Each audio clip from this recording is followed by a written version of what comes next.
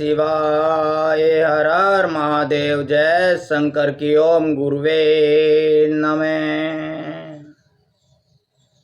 जय शंकर की भक्तों।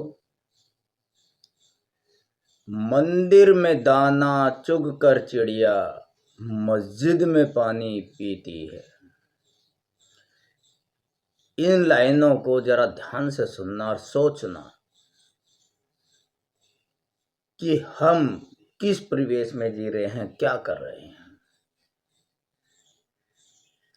जात पात, हिंदू मुस्लिम, सिख ईसाई संप्रदाय, मजहब में खुद को बांट कर रख दिया है और लड़ाई मजहब की शुरू कर दी है। मजहब नहीं सिखाता आपस में बैर रखना,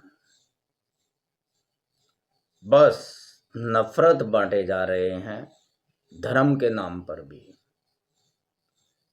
तो इन चंद लाइनों पर जरा ध्यान देना। मंदिर में दाना चुगकर चिड़िया मस्जिद में पानी पीती है। मैंने सुना है राधा की चुनरी, मैंने सुना है राधा की चुनरी कोई सलमा बेगम सीती है। एक मोहम्मद रफ़ी था महफिल में, एक मोहम्मद रफ़ी था महफिल में, रघुपति राघव गाता था। एक मुंशी प्रेमचंद बच्चों को ईदगाह सुनाता था। एक रसखान हुआ करता था, एक रसखान हुआ करता था, कन्हैया की महिमा गाता था। क्यों देखते हैं सबको हिंदू मुसलमान, मुझे तो हर शख्स इंसान दिखता है। तो मंदिर में दाना चुगकर आई चिड़िया मस्जिद में पानी पीती हुई देखी गई है। और राधा की जो चुनरी है, सलमा बेगम मुसलमान है, वो सीती है। मोहम्मद रफ़ी मुसलमान था, रघुपति राघव गाता था। मुंशी प्रेमचंद ईदगाह लिखा उसने, हिंदू था। रसखान मुसलमान होते हुए कन्हैया की महिमा गाई, कन्हैया के दोहे गाए। तो भाइयों, ना हिंदू बुरा है ना मुसलमान बुरा है, जिसका किरदार बुरा है वो इंसान बुरा है। तो आप भगवान के चरणों में समर्पित रहिए। प्रेम और नफरत दो अलग अलग दुश्मन हैं एक दूसरे के। जिसके दिल में प्रेम नहीं है नफरत है, जिसके दिल में नफरत नहीं है प्रेम है। और प्रेम ढाई आकर प्रेम का पढ़े सो पंडित होए। और प्रेम के आगे तीनों लोग, पूरा ब्रह्मांड समर्पित है, झुक जाता है।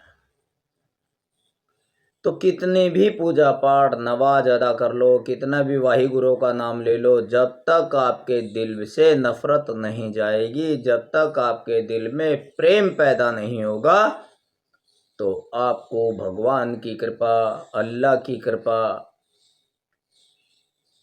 वाहिगुरु की कृपा प्राप्त होगी ही नहीं।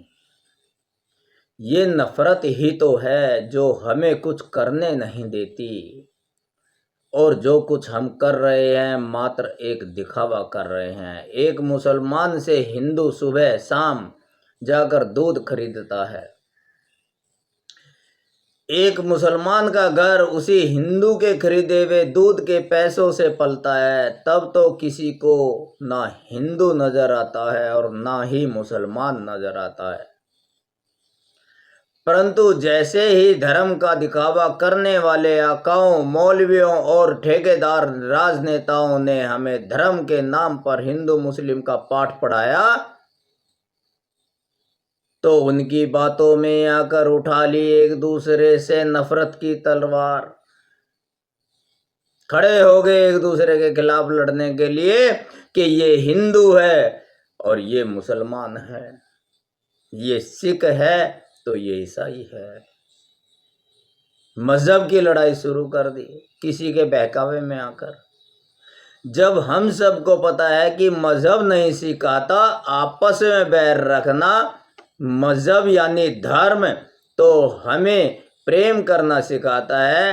हिंदू के सनातन धर्म ग्रंथ हो या हो मुसलमान की कुरान या हो सिख भाई का गुरु ग्रंथ साहब या हो ईसाई की बाइबिल, सभी प्रेम की शिक्षा देते हैं, नफरत कोई नहीं सिखाता। सारा दिन नफरत की बातें करते हो फिर भी खुद को धर्मात्मा कहते हो कि मैं तो बहुत बड़ा धर्मात्मा हूं, मैं धर्मी नहीं हूं, और सारा दिन नफरत की बातें करते हो, बुराइयां करते हो। क्या यही है धर्म? श्री कृष्ण जी पांडवों की तरफ क्यों थे? कभी सोचा है? क्योंकि उधर धर्म था। यानी श्री कृष्ण जी पांडवों के पक्ष में नहीं बल्कि धर्म के पक्ष में थे। जो इंसान धर्म के साथ खड़ा है, धर्म के साथ रहता है, धर्म के साथ चलता है, धर्म के साथ उठता है, धर्म के साथ बैठता है, धर्म के साथ सोता है, वो हिंदू हो या मुसलमान, सिख हो या ईसाई, ईश्वर सदा उस इंसान के साथ रहता है, उसी की सुनता है।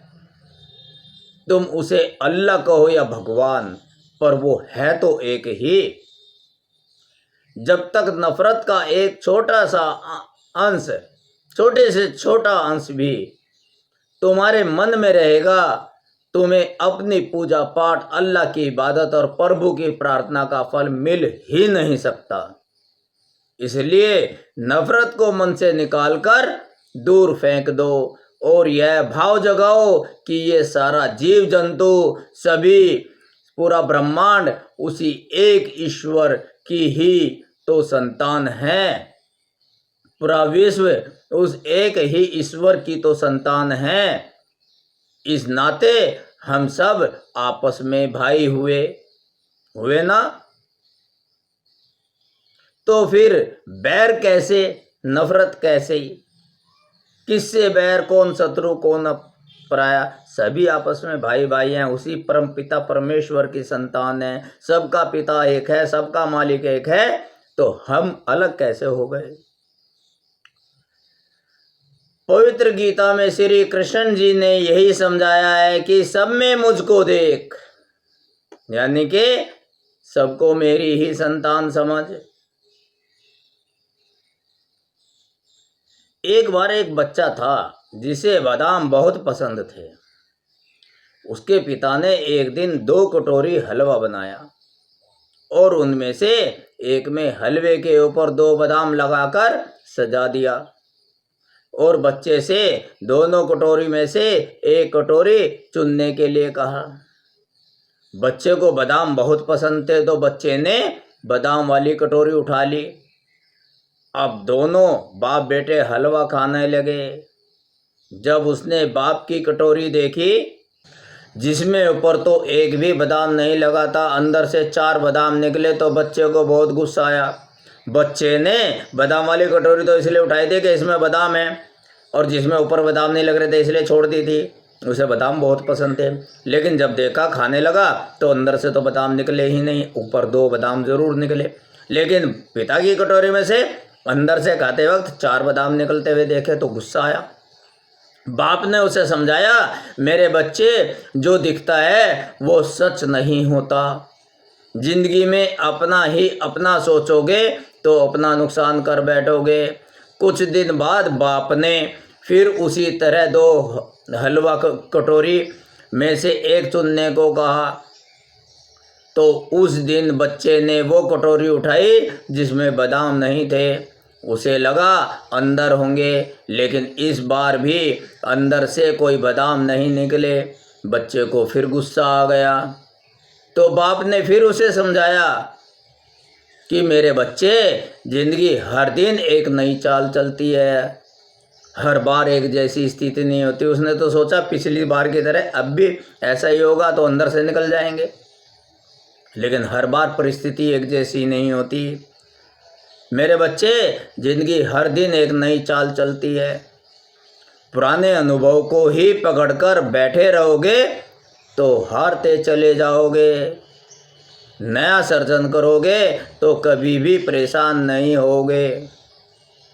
हम पुरानी कथा प्रसंग, धार्मिक सत्संग सुनते हैं।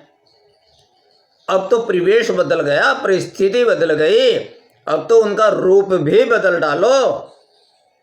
जो कि तू पिछली घिसी पिटी बातें कर रहे हैं, पहले तो धोखा नहीं देते थे, सारे ईमानदार होते थे, उस वक्त के कथा प्रसंग यहाँ थोड़ा ही काम करेंगे। तो कहने का मतलब यह है कि जिंदगी हर दिन एक नई चाल चलती है। पुराना अनुभव को पकड़कर बैठे रहोगे तो हारते चले जाओगे। नया सर्जन करोगे तो कभी भी परेशान नहीं होगे। कुछ दिन बाद बाप ने फिर वही दोबारा 2 हलवा कटोरी बनाई। दोनों बार ही की तरह उस दिन भी एक कटोरी में से 2 बादाम लगाए और एक में कुछ भी नहीं लगाया। बेटे को एक कटोरी चुनने को कहा। इस बार बेटे ने चुनने का तरीका बदल दिया, नया तरीका किया। क्या तरीका किया देखो। उसने अपने पिता को पहले कटोरी चुनने को का अवसर दिया। कहा, पापा हर बार मैंने ही चुना है, अब की बार पहले आप कटोरी चुन लो, बाद में जो कटोरी बचेगी वो मैं उठा लूँगा। इसी तरीके से महाभारत में अर्जुन वाली घटना है कि पहले चुनने का अवसर दुर्योधन को दिया था, उसने सेना मांग ली थी। तो पहले अवसर अगर दूसरों को दोगे तो आपका भला ही होगा, ये बता रहे हैं पिताजी उस बच्चे को। तो नया तरीका क्या था, उसने पिता को ही कह लिया कि हर बार मैं ही चुनता हूँ, आज पहले आप उठा लो, आप चुन लो, अब की बार पहले आप कटोरी चुन लो, बाद में जो कटोरी बचेगी मैं उठा लूँगा। बाप ने वो कटोरी उठाई जिस पर 2 बादाम लगे हुए थे और बच्चे को वो मिली जिस पर ऊपर कोई बादाम नहीं लगे थे। तो बच्चे ने जब खाना शुरू किया तो उसकी कटोरी में 8 बादाम निकले। इस बार बच्चा बहुत खुश हो गया। बाप ने समझाया कि मेरे बच्चे, जब खुद से पहले दूसरों का अच्छा सोचना शुरू करोगे तो तुम्हारा खुद ही अच्छा हो जाएगा। यानी कि अपना निजी स्वार्थ छोड़कर दूसरे की भलाई अगर सोचोगे तो तुम्हारा खुद ही भला हो जाएगा। प्रकृति वही बदले में देती है, उसका ही 100 गुना 1000 गुना देती है जो बीज हम बोते हैं। जो भी बीज हम पृथ्वी में बोएंगे वही तो, अगर हम भलाई का बीज बोएंगे, दूसरे की कल्याण की भावना सोचेंगे तो हमारा भी कल्याण होगा, उससे कई गुना कल्याण होगा। तो इसलिए इस सत्संग को, आज के सत्संग को सुनना, बार बार सुनना और सोचना कि हम किस परिवेश में जी रहे हैं, कर क्या रहे हैं। बुरा जो देखन मैं चला, बुरा ना मिलिया कोई, जो मन खोजा अपना, मुझसे बुरा ना होए। कहने का मतलब यह है कि कहीं हमारे जाने अनजाने कर्म गलत तो नहीं हो रहे हैं। ना आपकी पूजा गलत है, ना पूजा पाठ गलत है, ना भगवान आपसे रूठे हैं। बस आप अपने जीने का तरीका बदल लीजिए। कहीं आपके हमारे जीने का तरीका तो गलत नहीं है। आपके घर में सुख शांति रहे, आपका जीवन सदा आनंद से परिपूर्ण रहे। इन्हीं दुआओं के साथ ओम नमः शिवाय, हर हर महादेव, जय शंकर की। ओम गुरुवे नमः।